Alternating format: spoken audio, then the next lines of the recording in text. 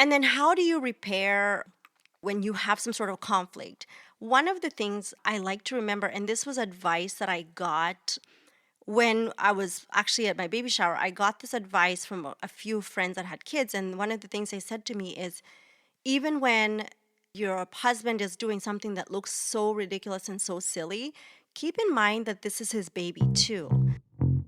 I'm Shira Bergbauer, and you're listening to an excerpt from the Stethoscopes to Swaddles podcast.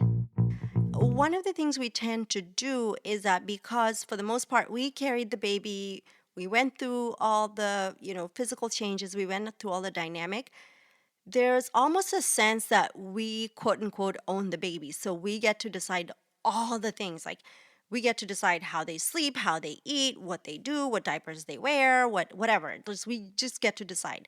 And part of it, like I mentioned in a previous episode, is that we have been programmed by society to be aware that women are more communal beings. So it almost comes naturally that we would do those things, that we would basically be the decision makers of those things. But it's important to realize that we can also give our partners ownership of making some of those decisions. They're not high stakes decisions, but sometimes, especially right postpartum, we just feel like we have to be the ones to decide all the things. And what I want to offer all of us is allowing our spouses to also participate in the partner journey and allow them to feel like they have choices and allow them to feel like they're actually creating input. As you're repairing, one of the best ways, and I love the way my therapist puts it, you can't really have like a fightless marriage or a fightless relationship with your children where you agree all the time. Like if you're always agreeing, like there's somebody that's over compromising somewhere. If there's an event where there's a fight, it goes the same thing as you would do with your children, and that is repairing.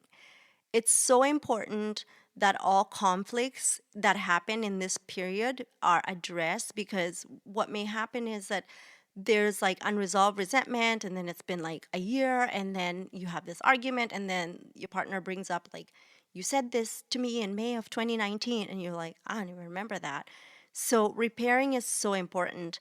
And the Gottmans share using words, jokes, and gestures as part of your repairing process. Just like use your words and use your I am statements and I feel statements. So you can say, I feel blank. And you're not really giving your partner ownership of how you feel. You're giving yourself ownership of the thoughts on what your partner has said to create the feeling that you have. It is not your partner's responsibility to make you feel anything. It is your responsibility to decide the thoughts that you're going to have that create the feelings that you're going to have. However, you can communicate how you feel so that you can invoke empathy in your partner, and should be allowed to express how they feel in the sense of sharing how they're feeling and you listening. One of the things I struggled with and I still work on is that my husband likes to express all the things. It used to be for me a very difficult thing to deal with because I like to process. So if for example there's a crisis, I don't want to talk about the crisis. I want to process what can we do to solve the crisis. What I learned through coaching was that he's allowed to feel whatever he wants. He's allowed to be whoever he wants to be, and I'm allowed to be whatever I want to be. And we can both be right, even when we disagree.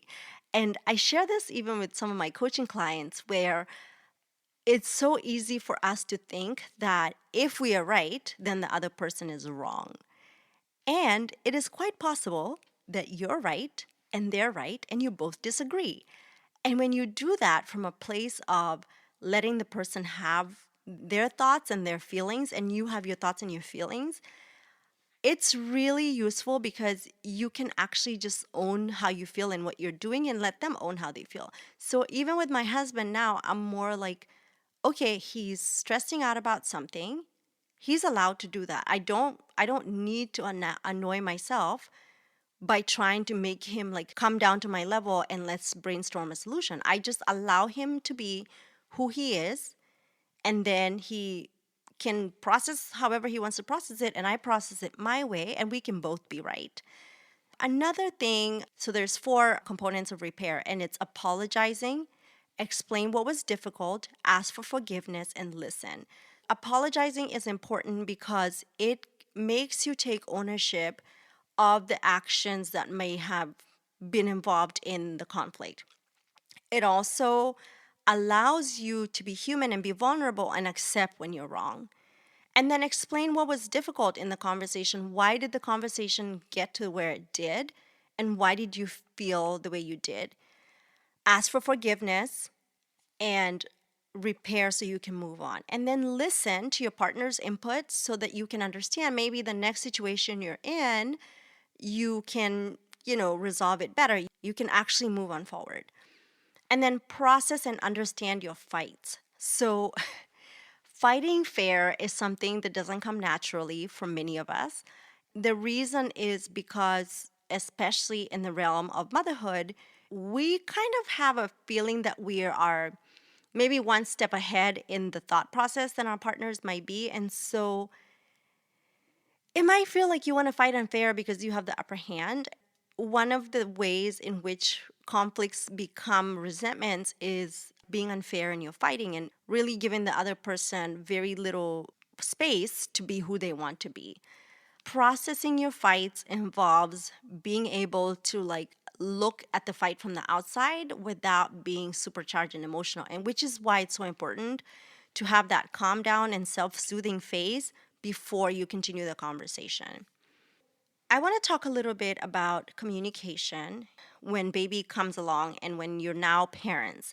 You go from a transition of being 2 individuals who have come together, who have agreed to be together. You go from that to 2 individuals who have not only agreed to be together or maybe have disagreed about being together, but now are responsible for another adult. Communication is so key in navigating this season.